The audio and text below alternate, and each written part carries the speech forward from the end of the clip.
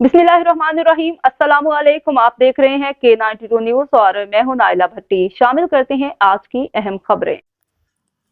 SSP Larkana जनाब सैयद अब्दुल रहीम शराजी साहब ने अपने दफ्तर में जिला लाड़काना के 11 तफ्तीशी पुलिस अफसरान को केसेस की मद में खर्च की गई रकम 12 लाख चेक्स की सूरत में तकसीम किए। चेक्स हासिल करने वालों में सब इंस्पेक्टर अब्दुल हक खटियान, गदा हुसैन नुनारी, जुबैर अहमद शेख, शहमीर अली कुरैशी, एएसआई रजा मोहम्मद सरगानी, गुलाम नबी मिरानी, कादिर बख्श जोयू, अब्दुल रहमान शेख, बशीर अहमद खोकर, अली बख्श जलवानी, मोहम्मद आलम जमरानी शामिल हैं।